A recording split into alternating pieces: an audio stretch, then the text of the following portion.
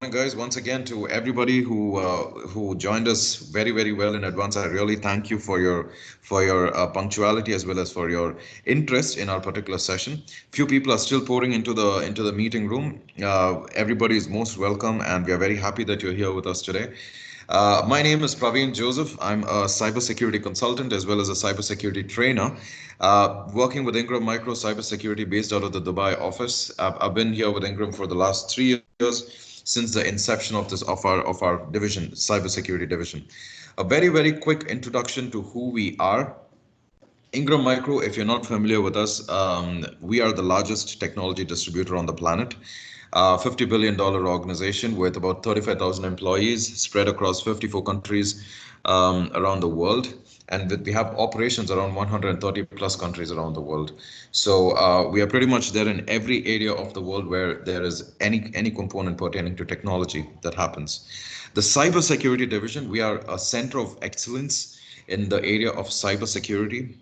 The division is based here in Dubai, and from here we are catering to the entire META market, which is Middle East, Turkey, as well as Africa. We also have a center of excellence in cybersecurity in Europe, in Singapore, in the US, as well as in India, which are being set up as part of our global offerings. We are an advanced solutions provider. We have a whole suite of products that we are developing ourselves, products, solutions, and services, which is what you see over here: discovery, virtual lab, cybergram, multi-vendor architecture, and so on.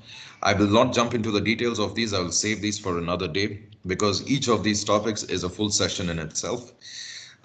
What else we do is we offer cybersecurity services, which are holistic, cutting across people, processes, and technologies. When I say services, I mean we offer trainings, foundational trainings like this one that you're attending today, as well as specialized trainings on, for example, certifications like CISSP, GDPR, CIPPE, CIPM, and so on.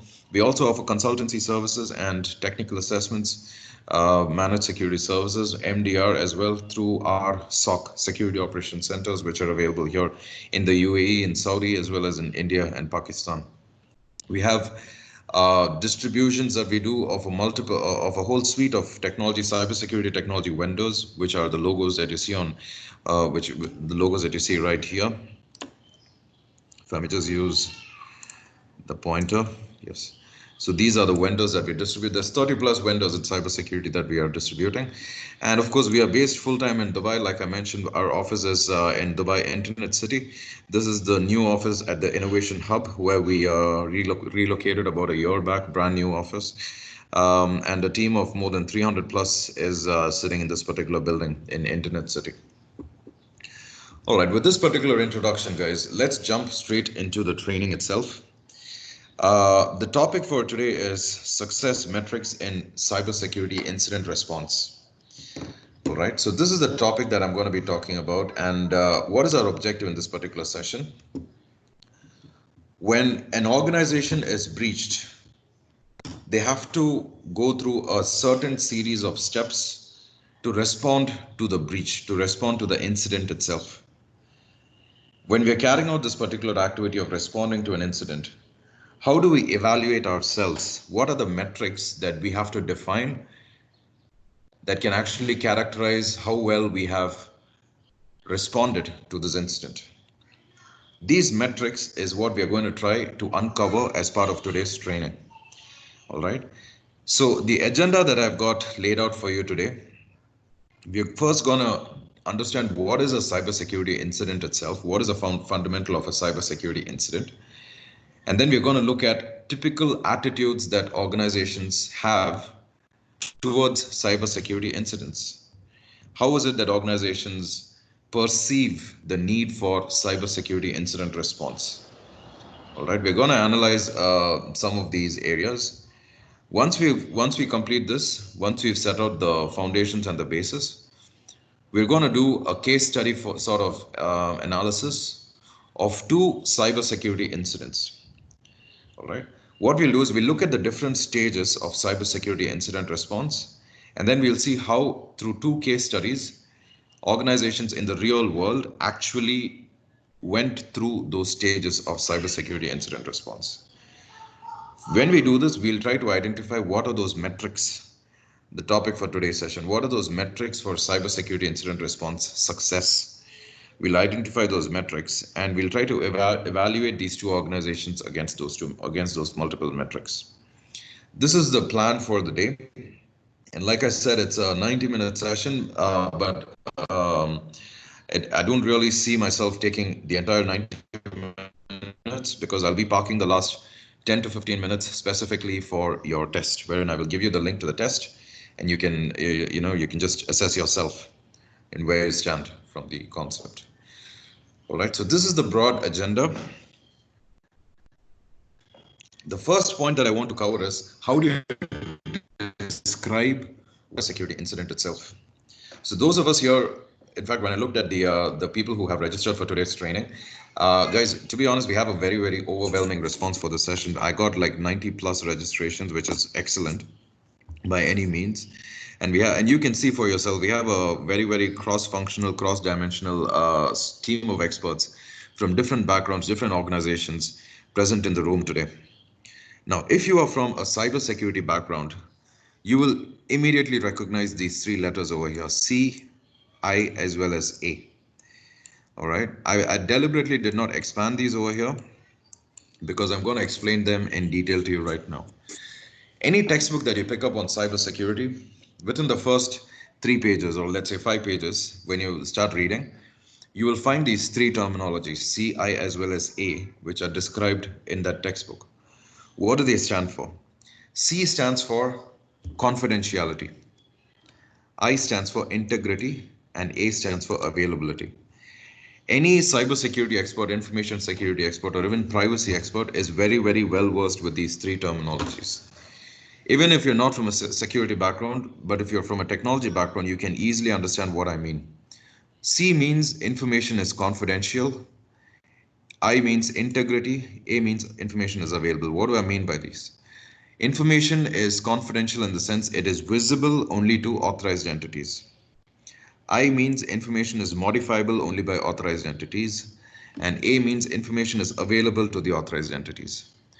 When any of these three pillars of cybersecurity are compromised, you have disclosure, you have modification, and you have destruction. When any of these three events happen, rather, they can spiral into what we call an incident, right? So in fact, if you look at any, well, I've been in the space for so long, it's almost every week when you scroll through your LinkedIn, when you go through the news, you'll always see incidents or cybersecurity breaches, cybersecurity attacks that have been reported against organizations. The latest one, which is in the news right now, is a Maze ransomware attack that has hit Cognizant, right? Every single week, you hear about some cybersecurity incident against a major corporation or the other. When you think about it, you can roll it back to one of these three foundational pillars. Every single cybersecurity attack in the world, it was either a case of disclosure, modification, or destruction. Okay, so these three pillars, when they are compromised, you can roll it back to the definition of an incident itself. Here are some examples. Disclosure. In 2015, there was a hacker who had access to confidential details, customer records pertaining to one of the banks here in the UAE. In fact, it was a bank that was based in Sharjah. And this individual, he had details of customer records, customer account numbers, bank balances, and so on. He was threatening to publicly release this information on social media. This individual went on Twitter and he was threatening the bank that if he's not paid a ransom of $3 million, he's going to release the information onto social media.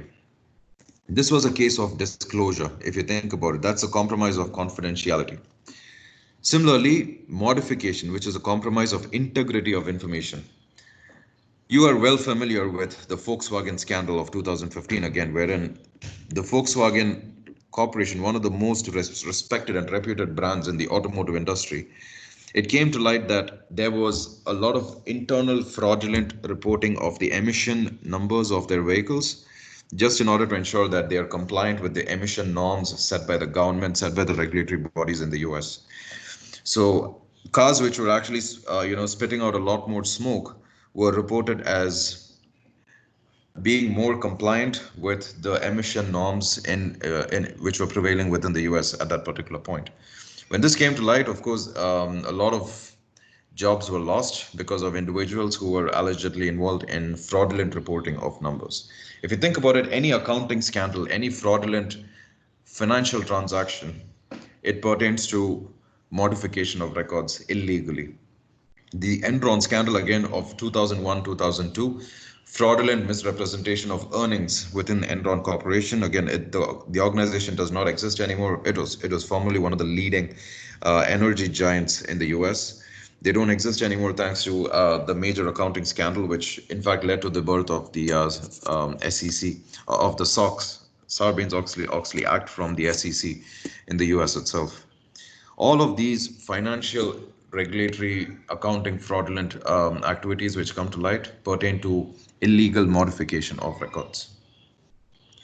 Destruction pertains to lack of availability of information records. When individuals who are authorized to access it, they don't have access to it anymore. Think about the scenario when you were expecting to log into your bank's website, internet banking website, and have access to your account details, perform some fund transfers, perform some transactions, pay your credit card bills, and so on. Every second, thousands or if not hundreds of thousands of the bank's customers are doing the same thing as you.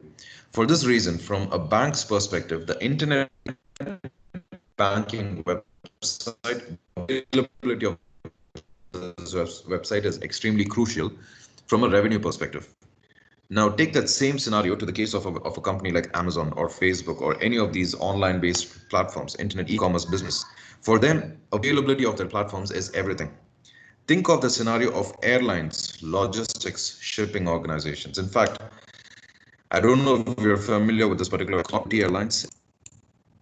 Forgive my poor writing. LOT Airlines is, or LOT Airlines is one of the leading carriers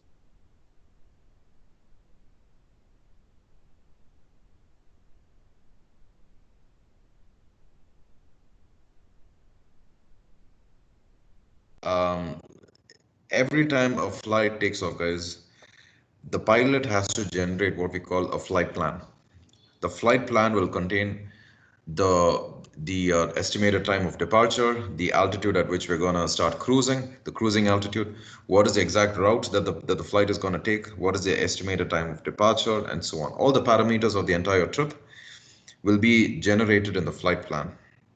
This has to be submitted by the pilot to the air traffic controller, and at the air traffic controller's site, there are some servers which synchronize the flight plans of all the aircraft which are landing at that particular airport or taking off from that particular airport. These servers were essentially compromised in the case of LOT Airlines, and they were attacked by probably competing organizations. We really don't know. It didn't come to light. As a result, there was a downtime of 9 hours in the airport. Flights were cancelled, flights were delayed, and the airline suffered a significant loss of revenue during those simple 9 hours. In fact, I think it's to the tune of $500 million within those 9 hours of flights being cancelled and delayed. So when you think about it, guys, any cybersecurity attack, any cyber incident, when you analyze them in detail, you will see that they all roll back to the compromise of confidentiality, integrity, and availability. So when these principles are compromised, you have what we call a cybersecurity incident. What is cybersecurity incident response? All right, I've been breached as an organization. What do I do now? This formal series of steps that I as an organization need to have, need to control, need to drive is what I call cybersecurity incident response. A formal series of steps with the objective of, first of all, detecting the incident. Once I know that I've been breached, I should immediately be able to contain it. I should identify the root cause. Without knowing where the root of the issue is, I'll not be able to contain the incident effectively. And then I should start resuming my business operations from the incident. And lastly, identify steps to ensure the incident does not happen again. Take a very, very simple case of a data loss incident. All right. Let's consider the case of a service provider, an IT service provider organization, who is responsible for performing back office operations for banks, for hospitals, or so on within a country. Now, one of their employees has knowingly or unknowingly, this individual has emailed customer confidential information from the company email ID to his Gmail ID, to his personal email ID. The reasons for this could be many, but we are just yet to come to this. So detection of this unauthorized email would be done by your DLP systems. The moment an alert is thrown off, you should have a team that detects it and then initiates the steps to contain the incident by isolating this particular individual, giving him the alert, and then starting to investigate him or her rather. All right. Recover from the incident. Well, the customer records have been sent to the Gmail ID, which is an external domain at the end of the day. Customer records, if they were encrypted, the impact of this particular incident would be mitigated. But if they are not encrypted, you have an issue at hand. You should do the steps necessary to contain the incident immediately and prevent the customer records from going outside of the Gmail inbox of this particular individual. If possible, you might have to ask him to log in and delete it from the Gmail server itself. What are the steps to prevent recurrence? It can range from simple reprimand of the employee going all the way down to firing him or her, depending upon their motives for carrying out this incident. These steps vary in nature depending upon the nature of the business itself, but the core objectives are common: immediate detection, containment, root cause analysis, recovery, and then preventing the recurrence of this incident. When you look at the state of cybersecurity incident response, globally speaking, we all know very well that cybersecurity incidents, they cost money, and investing in a formal incident response plan can actually help you to save some of this money, right? So the typical cost per record of a cybersecurity incident, which is breached in a cybersecurity incident, tends to range in the vicinity of $200. Every breach, if for example you lose 1 million records, you're talking about a total revenue loss of $200 million. So without a cybersecurity incident response plan, there is a cost of $200, but with a formal incident response plan, you can bring it down significantly to about $184. I'm not saying the difference is major, but definitely there is a difference, and it's up to you as an organization to see what you can do to improve it further and increase your cost savings in the event of a breach. Do you assess the effectiveness of your incident response processes? Do you test your incident response processes periodically to make sure that it is actually functioning as intended? Because obviously we never know, nobody can predict when exactly we are going to be hit. And the moment we've been hit, how do you ensure that your incident response plan is actually dependable, reliable enough for you to count on? You need to test it periodically. Many organizations, as you can see over here, range between never to only after incidents. Only 38% of them are actually going around and testing these their incident response plans. Never is 10%. We plan to do it 33%. After we've been breached, then we go and test it 19.6%. Only 38% is actually saying yes, we test our incident response plan every year and we are confident about its capabilities to save us in the event of a breach. Right. So guys, for your organizations as well as for your customers' organizations, if at all you are in the consulting space, you are in the advisory area, it is important that you recognize the need for developing a formal cybersecurity incident response plan. First of all, we need to define what is an incident for our organization. What can go wrong if we are breached? How do we handle this when we are breached? These are the questions, the hard-hitting questions that need to be asked, and steps have to be taken to address them. But what is a problem that you will face? When you are acting as a champion for cybersecurity incident response within your organization, what is first of all the role that you'll be playing? Maybe you are a an information security manager. Maybe you are a privacy manager. Maybe you are part of a security operations center, Or maybe you're just the CIO or the CTO or the head of IT, but not a core risk person. Nowadays, we see a lot more organizations investing in cybersecurity teams, cybersecurity technologies as well. But despite this, you will face some challenges, which is what you see over here. The first and foremost challenge you will face is, you know what, we've never been hit in the past, so we don't expect to be hit again. Well, just because you've not been hit, it doesn't mean you are completely immune. I don't need to give you a lecture on this particular aspect, guys. It's human nature, and we are seeing this very, very prevalent, especially now in the COVID-19 period, where many young individuals, many people from countries where there isn't a major influx of the disease as yet. Initially, we assume that it's not a disease that will attack me. I'm healthy, I'm fit, so on and so forth, only to be proven wrong. I'm really sorry, but this is the way in which the scenarios have to be analyzed. Similarly, for organizations that are being hit with ransomware, with phishing emails, with business email compromise, whatnot, um, almost all of these organizations, until they get hit, they don't even know what cybersecurity is. And in fact, within the last 2 to 3 months, we've seen a wave, a spurt in, or a massive wave of ransomware attacks being faced by organizations here in the region, especially here in the UAE, in fact.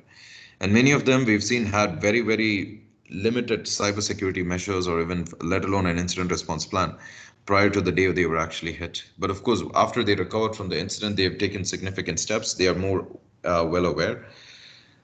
So until you get hit for the first time, it is common that organizations don't even care at the end of the day about incident response. It is always better safe than to be sorry. So please look at it from this particular angle. Another issue you will face is security is being mixed with compliance. I was already compliant in PCI DSS. I was already, I already invested $50,000 on my ISO 27001 compliance, SSA 16 for service providers, and so on and so forth. Just because I'm compliant doesn't mean that I cannot be breached. Compliance, when I was certified in PCI DSS, that is compliance at a particular point of time. On 31st of January 2020, I was certified. Does not mean I will not be hit on April 20th, 2020, right? Another common fallacy that you will see is people assume cybersecurity is an IT issue, but it's not, and we'll see this as we go down the slides. It requires people as well as processes to be included as well.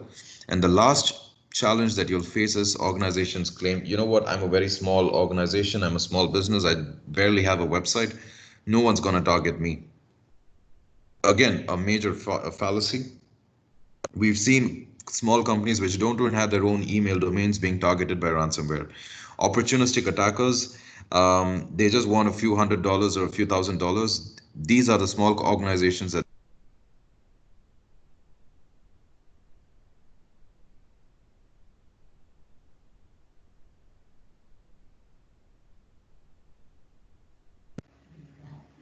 Hello, there's no voice.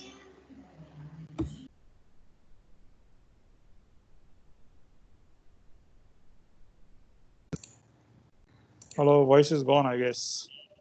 Yeah, is it better now? Can you hear me now? Am I Yes, audible? we can. Yes. Okay. Yes, we can hear you. All right, thank you. I see that someone had muted me by mistake or not. I don't know. So let me see if I can do something about this. I'm sorry about this. Okay. Can you tell me how long I was muted for? Just a couple of seconds. Okay. A minute max. Thank you, Anis. Thank you. Okay. So I will quickly recap the previous slide just to just the last 2 points. So we were just talking about the typical attitudes and challenges that you will face when you're trying to champion your cybersecurity incident response within your organization. People assume that we've never been hit, or we are already compliant with the specific standards, so we are safe. People assume that this is an IT issue. It's not a business issue, cybersecurity, but the reality is it is as much a people process issue as it is a technology issue. All right. We also see that organizations assume that they are too small to be a target. This is another challenge that you will face, definitely. Whereas the reality is, we've seen cases where small organizations, even the mid-sized to the very, very small companies, companies which don't even have their own email domains, we have seen them as well being targeted because there are opportunistic attackers, the so-called script kiddies. They don't have any advanced knowledge of hacking methods and so on. They just know how to get onto the dark web, how to purchase some licensed hacking tools, licensed ransomware kits, and so on, and they just launch them opportunistically against multiple small corporations. Whoever gets hit, they try to ask them and challenge them to, pay them a few $100s in bitcoins, or even, maybe a few thousands, but not more than that. So it is always a great risk to assume that you're too small to be targeted. It's only the mega corporations that get hit. The reality is only the mega corporations attacks get reported in the media and so on.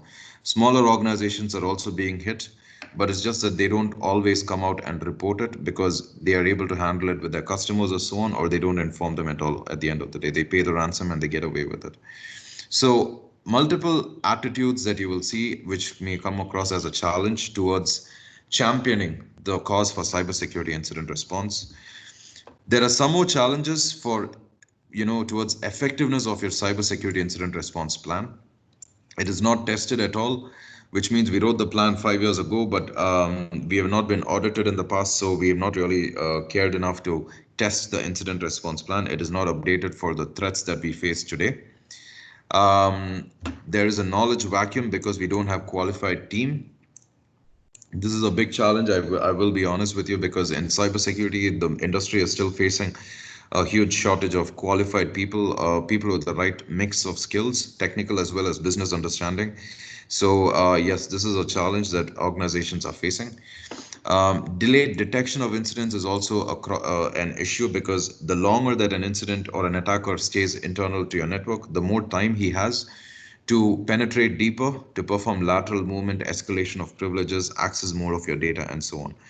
Unless you have something like a SOC, a security operations center, which is monitoring your environment 24/7, it is very, very difficult to detect when you've been breached, when exactly you've been breached.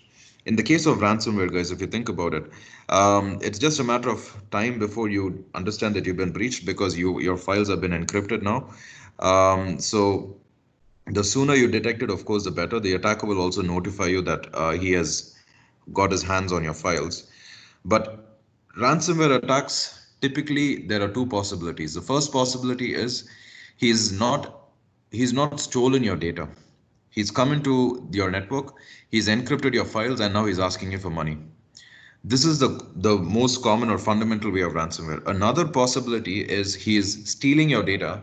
He has completely taken all your data outside. He has a copy of it, and then he's encrypting it. And if you don't pay the money, he is threatening you that he will publish that data, which may be confidential data, customer records, whatnot. This is the scenario that we are seeing in the case of the UAE bank, which was held to ransom in the previous one of the earlier slides that I showed you. The same scenario is what is symptomatic of the Maze ransomware as well, which is what we'll be discussing in one of the upcoming slides. The Maze ransomware, which is now in the news because just 3 days back, Cognizant announced that they were hit by the Maze ransomware. We'll do a brief analysis of this particular incident. But the biggest challenge, of course, happens to be lack of senior management support, because unless there is endorsement, sponsorship, as well as commitment from the senior management, no security initiative is going to succeed. So absolutely, the security only succeeds from a top-down approach. Bottoms-up approach never wins, because unless your CEO is aware and they have taken steps to fund security initiatives, security teams, security programs, tools, and technologies, nothing is going to work, right? So those are the typical challenges. We mentioned earlier that you will see people assuming that cybersecurity or incident response is an IT issue, but I'll tell you what the reality is. It's not. You need to take your incident response the whole 9 yards by considering not only your IT but also your people, and as well as your processes. People, processes, and technologies have to be brought into the entire picture to ensure success for your incident response plan. Why people? You might have the best technology initiatives, the best products out there in the market. You might have invested $50,000 every year on new technology products.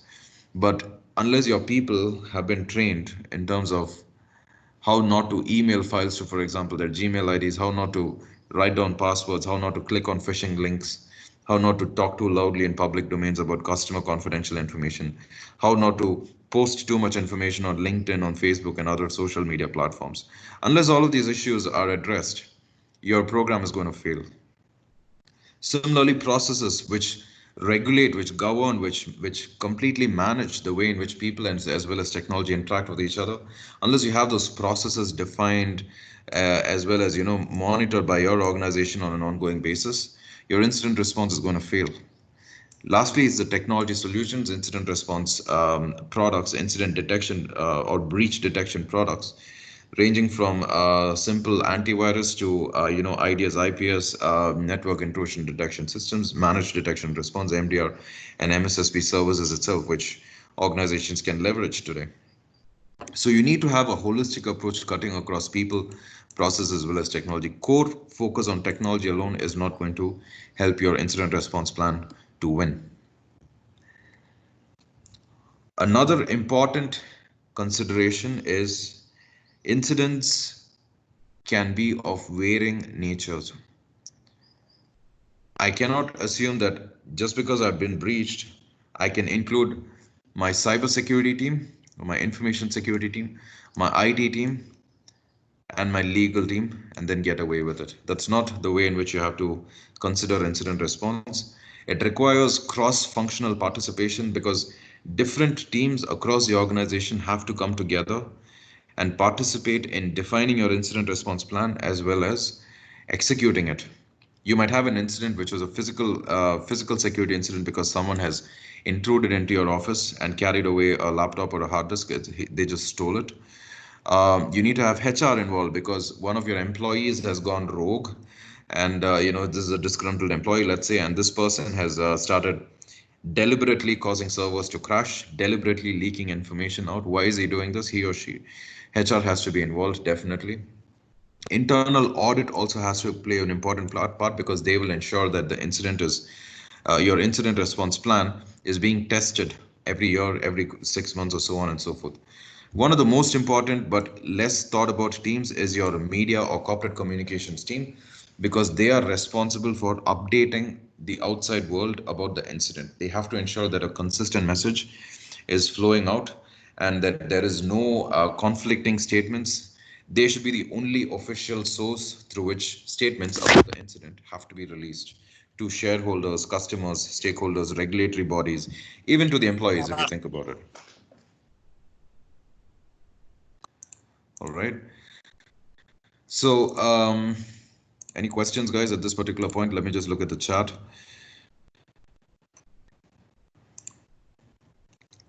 All right, no questions except access to the recording. Yes, don't worry about the recording. We will definitely be circulating it as well. Any other questions? Let me remind you, in case you joined late for the session, my name is Praveen Joseph. I'm from the Ingram Micro Cybersecurity team. Please use the chat window, or if you wish to speak, unmute yourselves, and you're most welcome to interact and contribute to the conversation. Everybody here has their own expertise that we bring to the table, so please contribute with your own expertise, with your own knowledge. Thank you so much.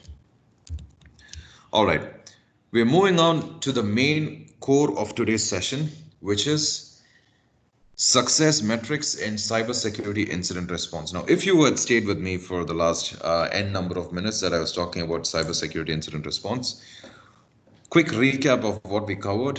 We looked at what constitutes an incident. We looked at the three founding pillars of cybersecurity, which is confidentiality, integrity, and availability. And we realized that anytime they are breached, you have a potential cybersecurity incident. We also saw that any type of incident in the world can actually be rolled back to these three pillars being compromised: confidentiality, integrity, and availability being compromised. We looked at some examples of these incidents. We looked at what are the challenges that you will face when you are trying to endorse or champion a cybersecurity incident response plan. What is an incident response plan? A formal series of steps designed to regulate or govern the way in which an organization detects incidents and responds phase when you are going through this. And we found that the biggest or most important success factor is your senior management support, senior management endorsement. Without the all right, we also looked at a few statistics, by the way, and we saw that plan helps to cut the cost of an overall incident itself, but it's not really tested so much by organizations. Ravi, voice is breaking actually, breaking a lot. Okay, my apologies. Let me just check. Is it better now? Yeah, sounds good. Yeah. Okay, thank you, Nagaraj. Thank you, sir. Okay, we are jumping into the core of today's training, the success metrics of a CSIR program. For this, first of all, we need to identify what are the steps in a CSIR program, in a cybersecurity incident response framework at the end of the day. The first step is what we call triage. The second one is investigation, containment, recovery/prevention.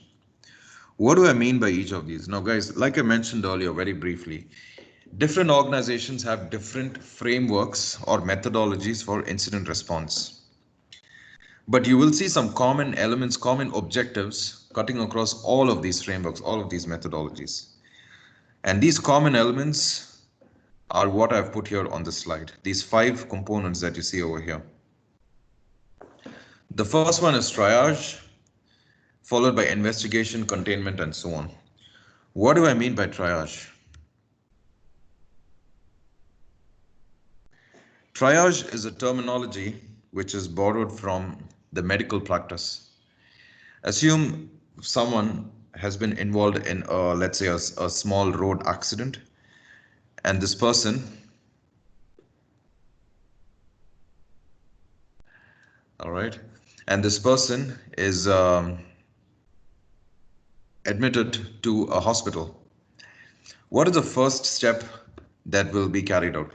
They'll be taken to the nurse's station and they will perform some preliminary analysis, basic checks of his BP, his vitals, his heart rate, and so on. They'll also check for any broken bones, any signs of bleeding, internal or external, or so on. This whole series of steps, which performs an initial analysis of the extent of damage suffered by the patient, is called triage. There is a rooms in medical stations called the triage room itself, where all this initial analysis is carried out. The same terminology has been borrowed by cybersecurity teams or information security teams. The moment an incident has been detected, we need to perform a level 1 analysis, a level 1 triage to find out what sort of incident is it. As much information as we can get about this incident, we will try to gather. What happened, what is the category of this incident, how critical is this incident likely to be, and so on. So we gather as much data as we can. We create an incident log or an incident ticket, if at all we have a ticketing tool wherein all the incidents are recorded and managed holistically. And then we assign priorities. This is a P1 ticket, which means it is of extreme maximum priority. It needs to be responded to immediately. And the SLAs have to be predefined. P1, P2, P3, and P4 are the different criticalities of the incidents in our organization. P1 has to be closed within 2 days, whereas P4 can go all the way up to maybe 1 or 2 months.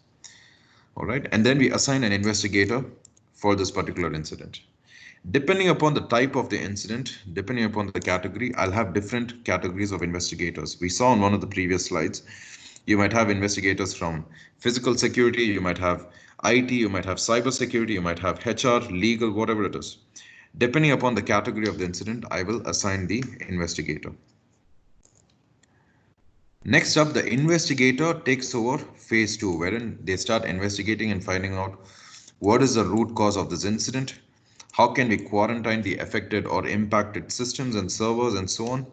How can we perform the forensic analysis and collect the evidence, and also, of course, maintain it through the chain of custody so it can be presented to regulatory bodies, maybe even the court, if we go for a legal, if we pursue legal avenues for, bringing the perpetrators to justice.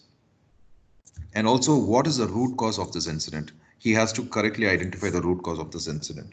Maybe it was someone clicking on a phishing link, one of the employees. Maybe there was a vulnerability in one of the applications. The attacker was able to exploit this, so on and so forth. Once the investigation has started, the damage control process also has to start. All right. What are the steps we can take to minimize the impact? And once the root cause is identified, how can we develop the penalties? For example, if it was a human resource related incident, how can we define the penalties? Maybe we need to fire the employee, or maybe we just need to reprimand them. Depending upon the case, we have to identify these. And then the last objective is restore business as usual operations, and then get back to normal business, pay the penalties which we might have to pay, of course, as an organization. And also, what are the steps to prevent the same incident from happening again? Ensure that you have a proper patch management process, test it regularly, because of the failure of the patch management, the application vulnerabilities were exploited by the attackers, and so on. In parallel, it is extremely important that communication happens, right? From the moment an incident has been detected and you decide that, yes, this is a critical incident, your legal team, your chief risk officer, your data protection officer, or so on, they have to be consulted. And they decide that, yes, we need to notify our customers, we need to notify the regulatory bodies, we need to notify shareholders, impacted individuals, whoever it is. The communication has to happen through the corporate communication team that we saw earlier, all right, the official channel. Also, internal communication to your employees, because if it is a major breach, they would have fears about their employment, about their job security, and so on and so forth. The HR has to be always, motivating and informing them about what is happening. So this is the typical workflow of a cybersecurity incident response process. What are the success metrics? What are the typical success metrics in each phase? For triage,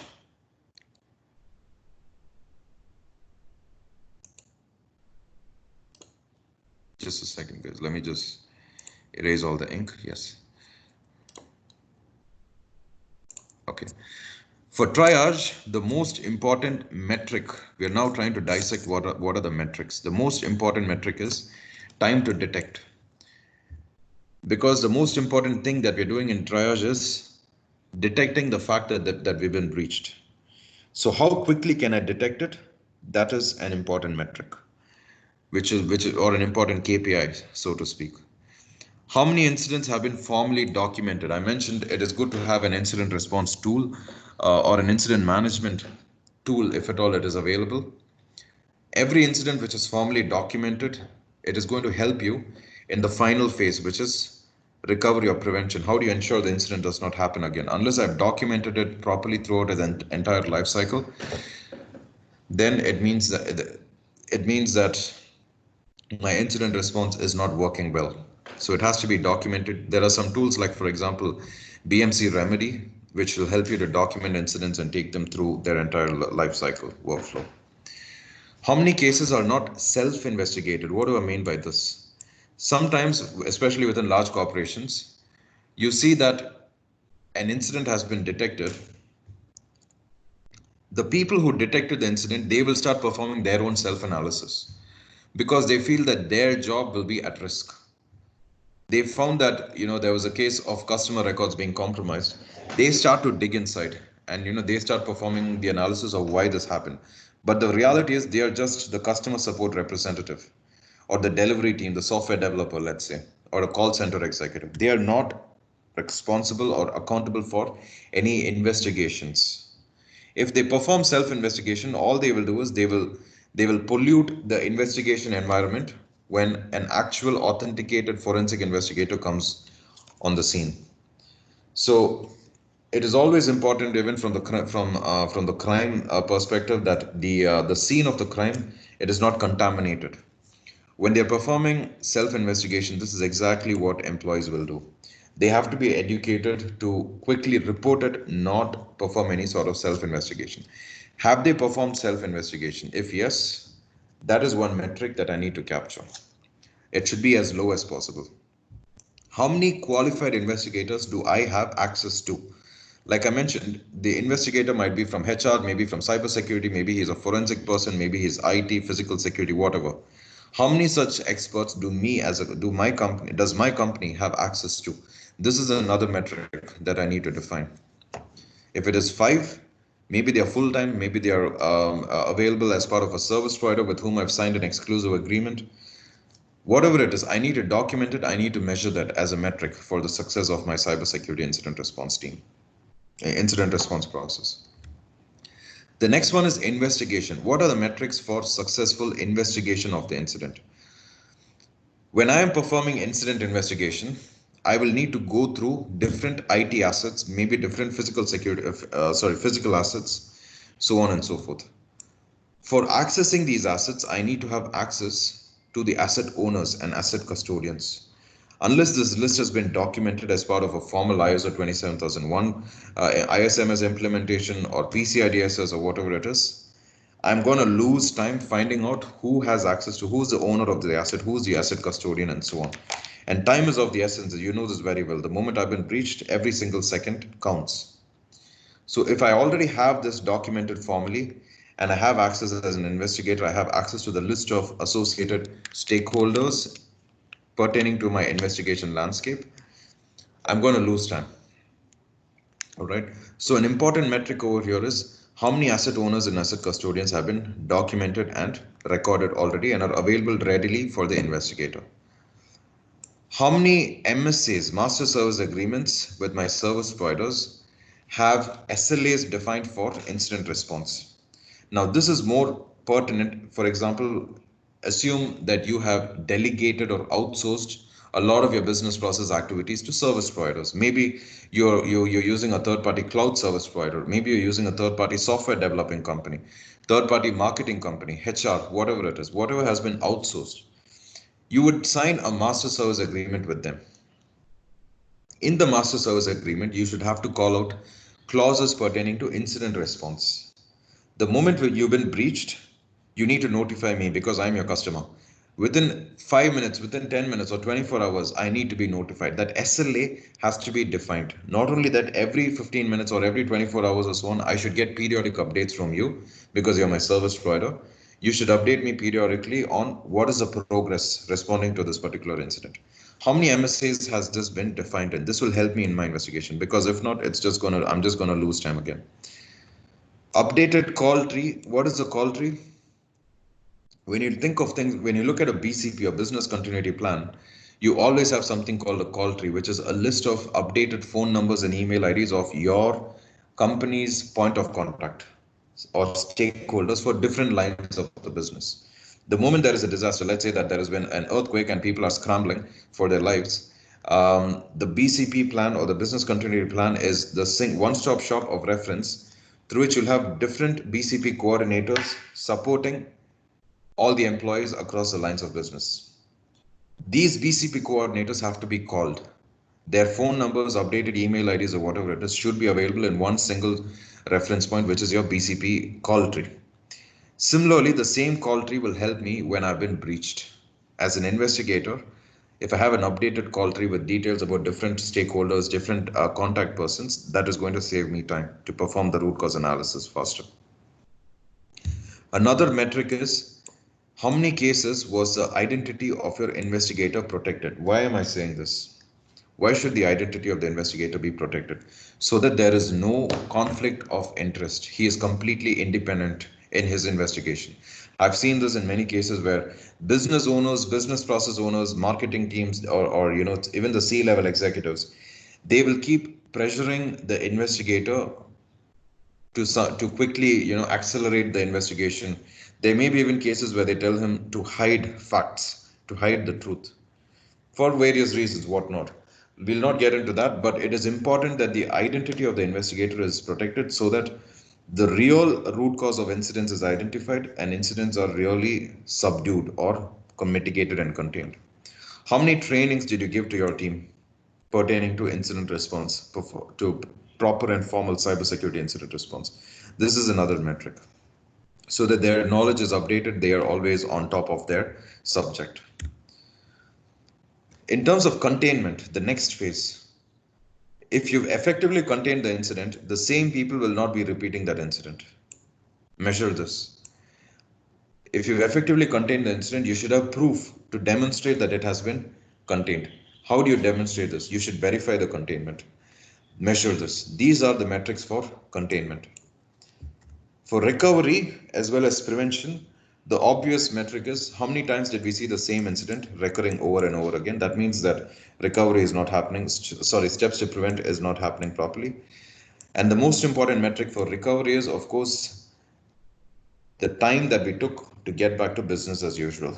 It may be a few hours, maybe it's a few days, maybe even months. In the case of Lot Airlines, the airline that I told you earlier, which was hacked, it was 9 hours of downtime that they faced in all. So that time to restore business as usual is a metric that we need to consider for recovery. So guys, to summarize this slide quickly, we looked at the different steps of incident response of CSIR, and we saw that they consist of triage, investigation, containment, recovery, and prevention.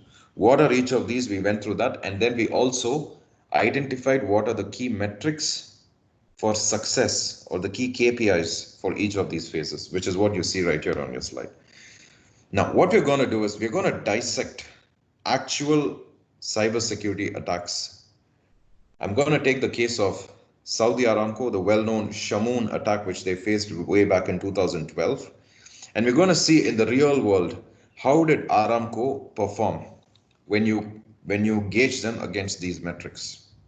All the information that I'm going to give on the slide is based on publicly available resources, public websites and news portals and so on. Whatever information was reported in light of this Aramco attack of 2012, which has helped other organizations as well to protect themselves from cybersecurity attacks, we are going to use that to analyze the attack. Now, what exactly happened in the Shamoon attack of 2012? Many of us would already be familiar with it, but in case you're not, I'll quickly give you an update. So in 2012, just around the time when Ramadan was starting and employees were getting ready for their break, the Saudi Aramco employees, a devastating truth came to light wherein they realized that they have been subject to a simple case of ransomware attack. I shouldn't exactly say ransomware because there was no demand for any ransom. Rather, the attack was targeting the availability of Aramco's critical systems. Now, what happened was about 30 to 35,000 of the employees' desktops, PCs, and associated servers. Information on these devices was not accessible. In fact, the only availability from these devices was a picture of a burning flag available on the screen, nothing else. So data available on 30 to 35,000 of the desktops was vanished within a matter of minutes or seconds. All right. So only because it was Aramco, which is in fact at that point it was supplying up to 10% of the world's oil, only because it was Saudi Aramco was the organization able to recover, and they went through a series of steps to actually come out of this attack, and they were able to survive, not only survive but also thrive and prevent such an incident from happening again. There was another repeat of the same incident a few years later. You must be aware there was a version 2 of Aramco again, or of Shamoon again, which Aramco faced, but the impact was not as large as what happened in 2012. So we'll focus on 2012. So what really happened? I told you about this. How did they perform in terms of triage? How quickly did they detect the fact that they've been breached? Of course, the incident was timed in such a way that all the PCs were blacked out at around 11:08 a.m. on a specific date. So until this incident actually came to light, there was actually no detection. The attack was successful in sense of 35,000 of the desktops were compromised. So how long were the attackers actually inside the environment? There's no clear information. Maybe 1 to 2 months is what we are made aware of. Maybe they were inside the network for about 1 to 2 months, and for this period, they were not detected by Saudi Aramco's cybersecurity team. Did they have access to a qualified pool of investigators? In this part, they were good, which is why the font is in green. They immediately engaged Symantec to help them with the cybersecurity incident response. They also called out their internal cybersecurity investigators and engaged Symantec as from the US to support them in responding to this particular incident. So that part was good. What about the formal investigation of the incident? What happened? Again, the root cause of the incident, we still don't know. There are two possible scenarios. There was a phishing link which one of the employees clicked without knowing. And this, the moment he clicked on it, the virus was able to execute itself and also spread itself across the entire network. Or another theory is that one of the employees themselves, they went rogue and they brought in a USB stick to the network, and he or she, they deliberately plugged the virus into the company's network. This is another theory. Now, these are the theories that we have access to based on public resources. So I would not speculate. We will just consider that these are the two possible explanations for the root cause of the incident.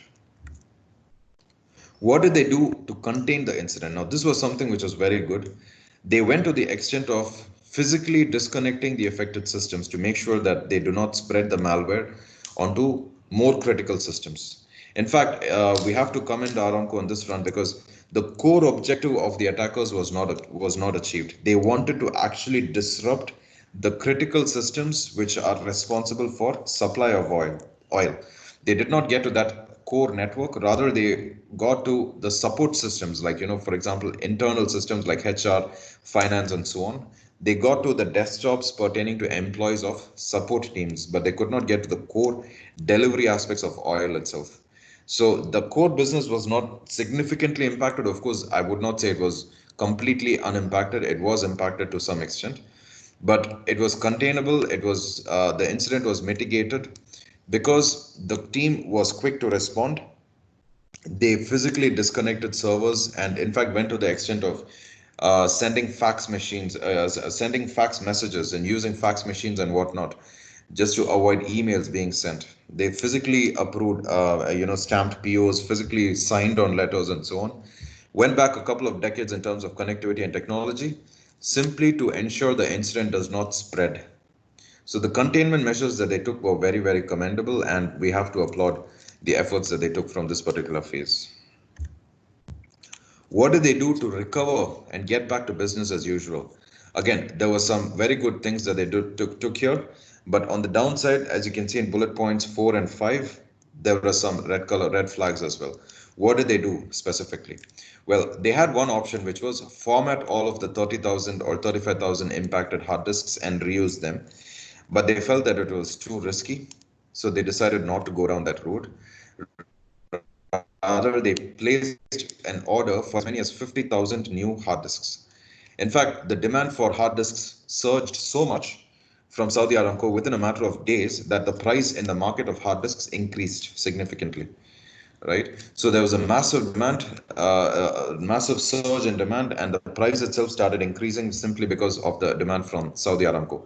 If you had to purchase a hard disk within the specific period, you would probably spend about $20 to $25 more than you would normally spend on a hard disk. So they purchased new hard disks and had them flown specifically directly from Taiwan or from China, where the hard disks were made. They had them flown specifically for them to Saudi Arabia.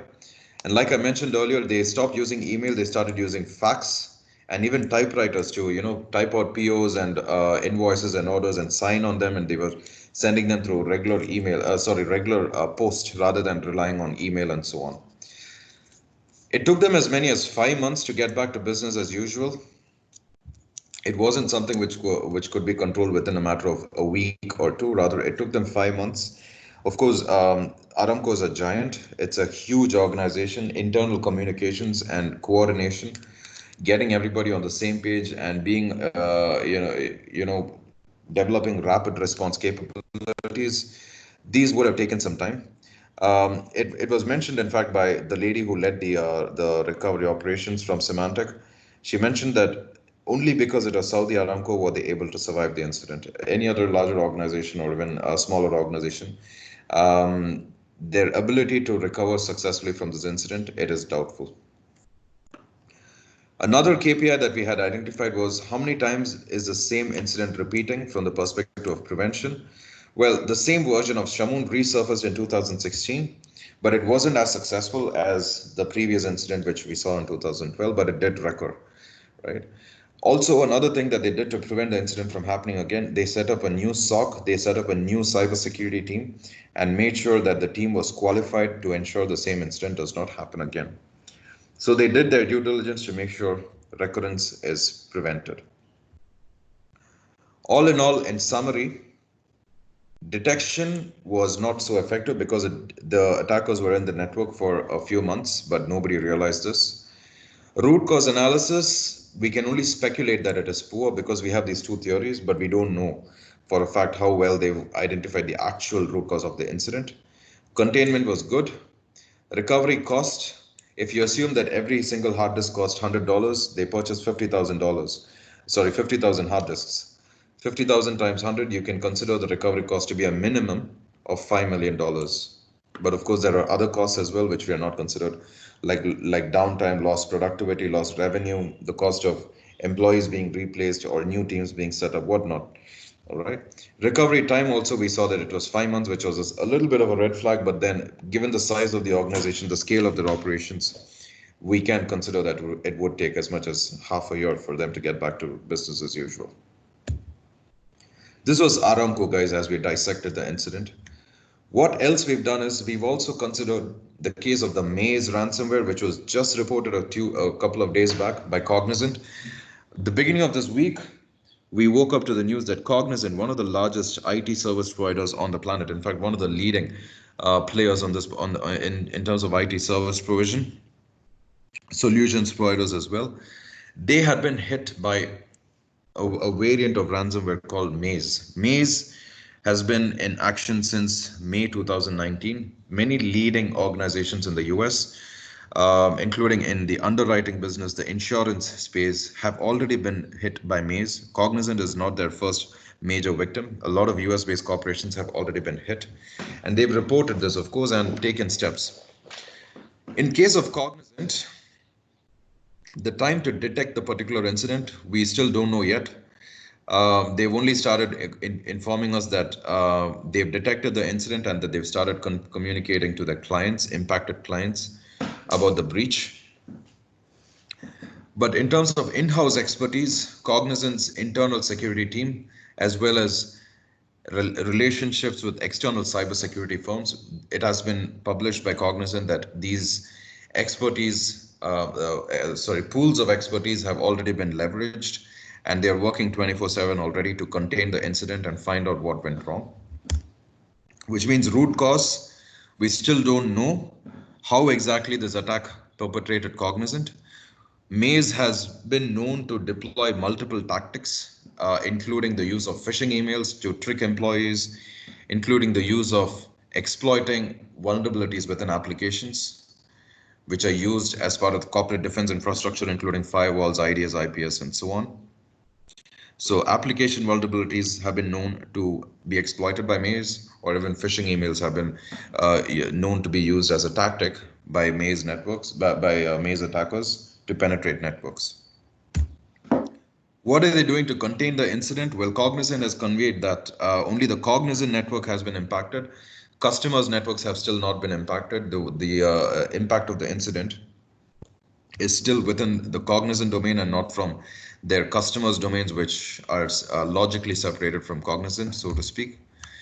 What are they doing to recover from the incident? We still don't know, because the incident is, the breach in fact is very new, and we are yet to see how quickly they're going to get back to normal operations, how quickly they will resume business as usual from the impacted environment. So this is playing out as we speak. But Maze, it has been known that the Maze network, the Maze attackers typically have the pattern of stealing data first, like the same UAE hacker that we saw on the very first slide. They first steal the data and then they encrypt it. So they tell the attacked companies that, guys, if you're not going to pay my ransom, I'm going to leak the data that I've stolen. So it is possible that Cognizant is also impacted in this way. We still don't know. We are waiting for updates from the corporation. We have to see how events are going to play out from this particular perspective. So guys, this brings me to the close of today's training.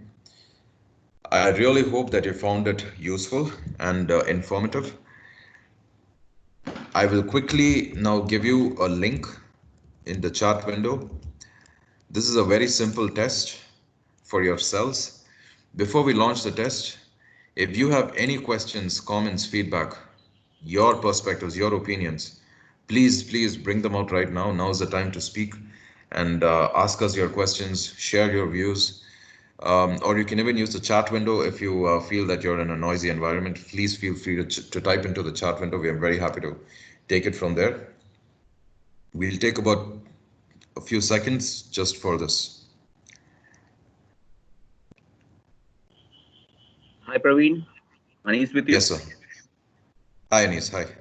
Yes, it was a very good session, Praveen, giving the overview. And one of the good areas what you definitely defined was like, the investment and the readiness from the IT side. Now, with very major organizations going to the cloud, what would your advice be for the service providers, the vendors? Because when they look at the cloud, they already assume this to be more secure compared to the on-premises. And when you say like, okay, fine, cybersecurity is something which is common happening to the Middle East, as of now. Every small, big, or the large organizations are definitely impacted one way or the another. And still, security is not taken that serious, because what they think is when they invest on a cloud product, they feel the security is already taken care by vendor. So the education is still missing over here. So how exactly or what exactly practice should be brought into as a partner, as a player, or like a customer himself, so that security can be considered as a major factor? And what solutions do you advise? Let's say you have Microsoft products, you have Symantec, and you have like many key players coming into the picture with the cloud services. So what should the approach be when considering security solution for their environment? Thank you so much, Anis. This is an amazing question from you. Thank you so much. So very good points, particularly from the perspective of a cloud service provider environment, from a cloud environment. So we need to analyze this from the ground up approach. The first question we need to ask ourselves is why are we going for the cloud environment, and the business reasons for this, the cost savings, and so on. Once there is proper justification from this, the security aspects of this have to be considered right at the inception itself. Okay, and like how Anis rightly pointed out, many organizations assume that because I've outsourced my operations to the cloud service provider, security is an inbuilt feature of this relationship. Now, this is something which we need to break down at the outset itself, based on the kind of relationship I'm going to have with my cloud service provider. Am I going to go for a software as a service, a platform as a service, or an infrastructure as a service relationship with my cloud service provider? So if it is a software as a service relationship, the majority of the security relationship, the security responsibilities will lie with the cloud service provider. I only need to give him the data. He will give me the application, the infrastructure, the platform, everything, and he has to secure it. It's like, for example, I'm using Gmail. It's a software as a service, and I trust Google to keep my data secure. This is straightforward. But if I go for infrastructure as a service or platform as a service, I as a customer have to be aware that I am responsible for securing certain aspects of this relationship. For example, if it is infrastructure as a service, this cloud service provider will give me the infrastructure. I have to take care of the applications, the operating system, the data, and so on. And I am responsible for securing that ecosystem. This is one of the biggest challenges that we are facing in typical cloud service provider and customer relationships. Simple example is the Capital One breach, which happened, I think, 3 to 4 months back. Capital One was breached, and they were using the Amazon AWS platform. AWS was breached. But if you think about it, the fault was not exactly Amazon's. It was Capital One's fault, because the relationship was such that AWS provided them with the platform, and they were responsible for deploying the firewall, deploying the security technologies, IDS, IPS, and so on. This was responsibility of Capital One, not AWS. AWS provided them with the servers, maybe even the platform, the OS, and so on. But Capital One had to apply security on the layers above this. But there was a mistake on that particular side. So it was clear that AWS was still not at fault.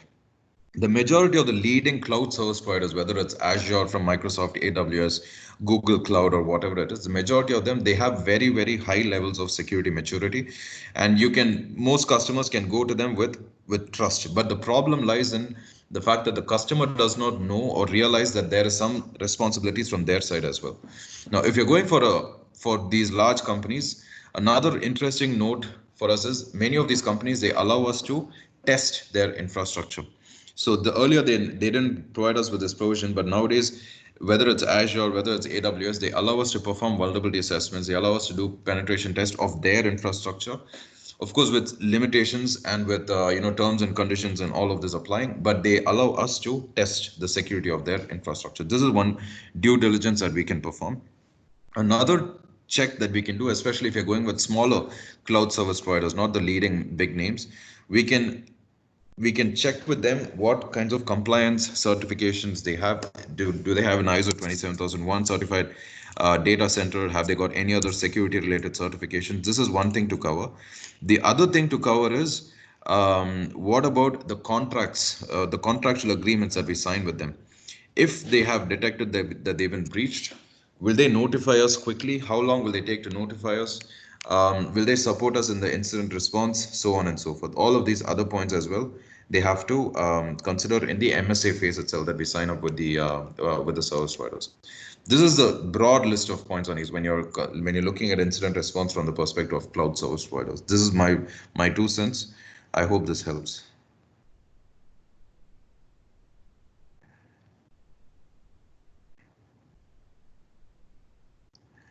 Okay, so we have a couple more chats which I'm looking at. A couple more chat messages. So Riyadh tells us that 5 million loss in Aramco incident should be multiplied by 20 times at least. You probably know more about the incident than me, Riyadh. So thank you so much for this valuable point. I agree with you. 5 million is a very, very conservative estimate of the loss from the Aramco incident. Like you said, probably we should multiply by 20 times as well. Definitely, yes. There are a few requests to share the training recording. Absolutely, yes. We will be sharing the recording of the training as well. There is a question from Jaya P. Thank you for the session. Just want to understand how exactly cyber insurance can help during cybersecurity incidents. Okay, thank you so much for this question, Jaya. I will address this very briefly. The role of cyber insurance is to protect organizations from the case of data breaches. Now, what happens is when an organization is hit, when they've been impacted, typically they have to shell out a lot of fines. This is not characteristic of our region, of the Middle East region, but mostly in European as well as in the North American markets. There are a lot of regulations which impose fines upon companies itself when they've been breached. If they've been found to be lacking in basic security practices, regulations like, for example, GDPR in the European Union, they say that they'll have to be liable to pay fines, which can be as high as 10, 20 million euro and so on. Very, very big fines.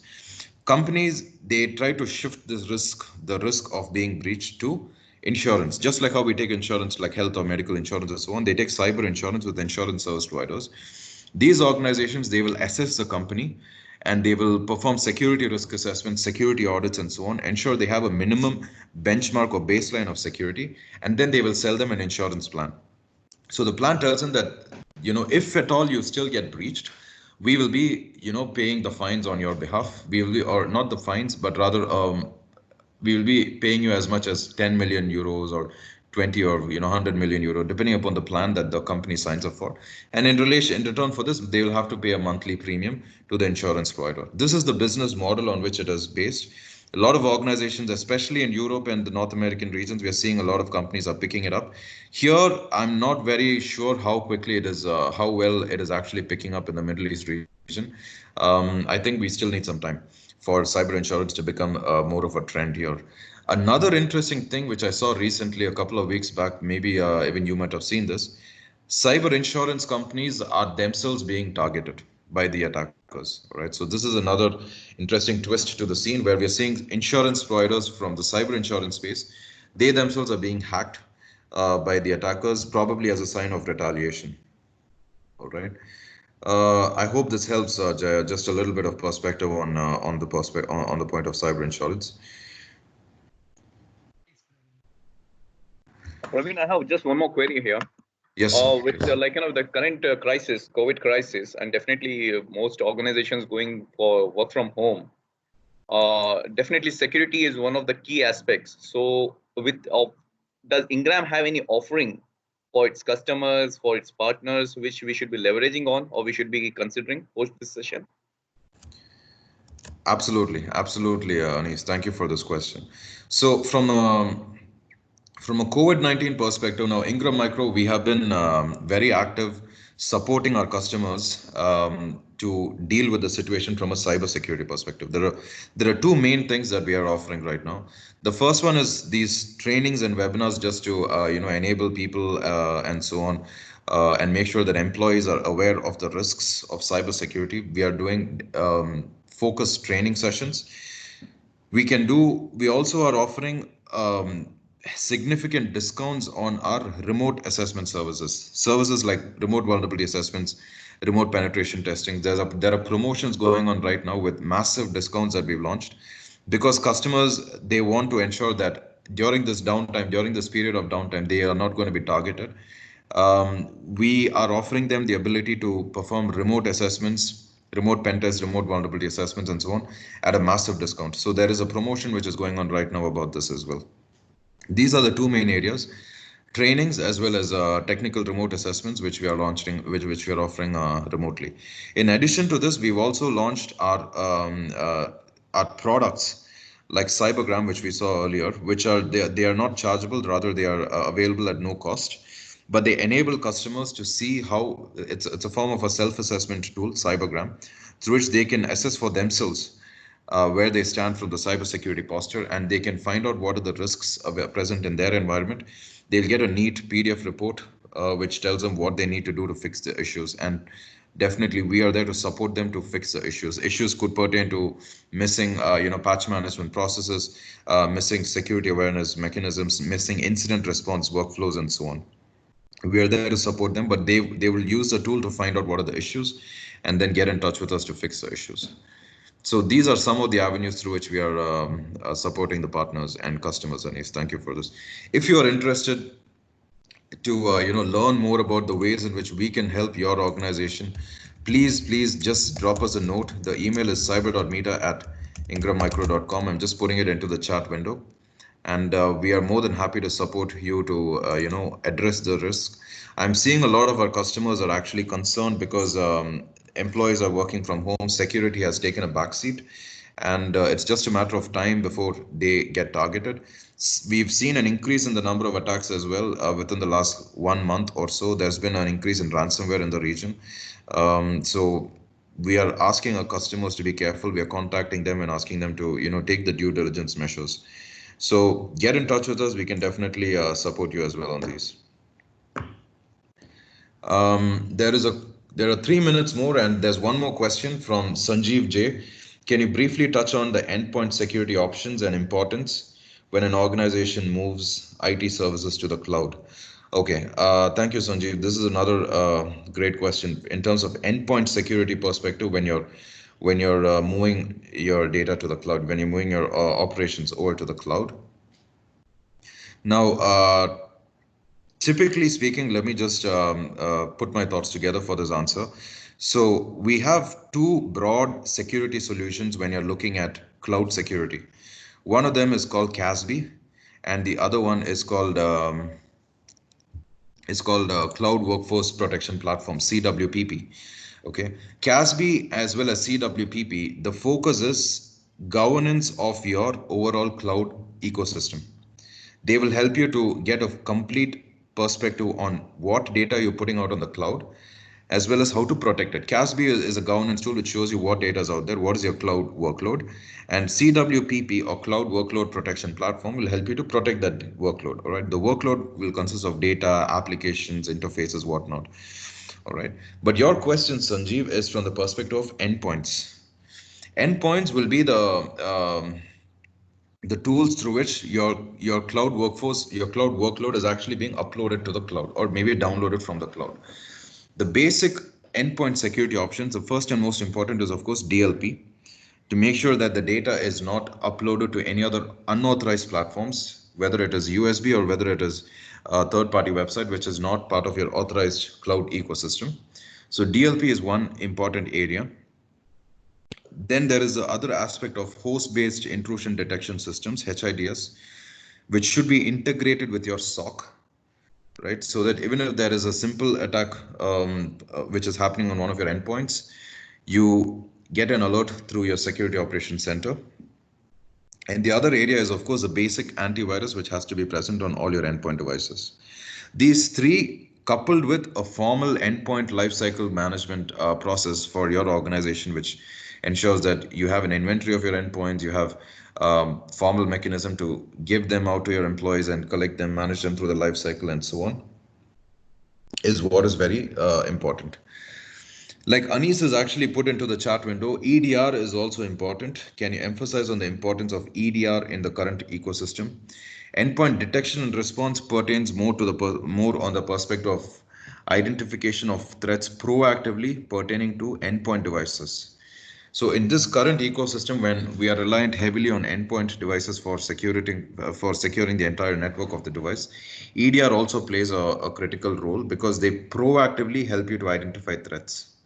Rather than waiting for a threat to happen, you are proactively identifying it and responding to it before it actually has a chance to play out. This is the role of EDR tools. A lot of cybersecurity vendors are actually offering this. Are actually offering EDR solutions, including I think Symantec is one of the big players. Symantec, of course, is not a name right now, as well as Kaspersky and so on. A lot of other vendors are offering them. Each has its own set of strengths. Many of them, they use artificial intelligence as well to carry out threat hunting capabilities and proactively identify attack vectors before they actually have a chance to play out. All right, guys. So I hope I was able to answer all your questions sufficiently. There are some follow-up points from Anis in terms of separate sessions on EDR, separate sessions on endpoint security, and in fact, this is a good idea as well. We definitely thank you for this, Anis. We will definitely work on having a separate session on endpoint security, separate session on EDR, as well as part of this particular session. We will definitely work on this. All right. So if that, we've just reached the time 12:31. There is one more question from admin at Basel Sarani. Where do you see cybersecurity on controlling VSAS and IoT? Sir, if you would allow me, I will get back to you on this particular answer because we've run out of time. I would like to get in touch with you one-on-one and share my opinion on this particular question.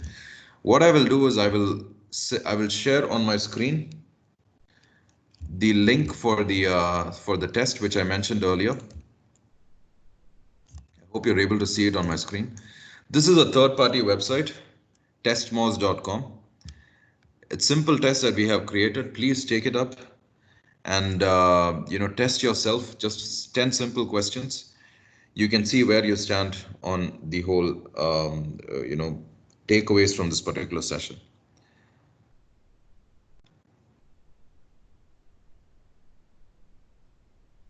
I would like to share it on the chat, but I see for some reason the chat is not working from my side. It's the messages are not being sent.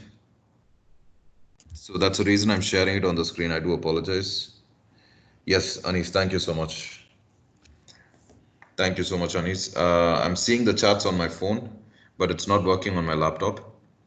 So you have the chat in your, you have the link on your chat window. Feel free to take it up.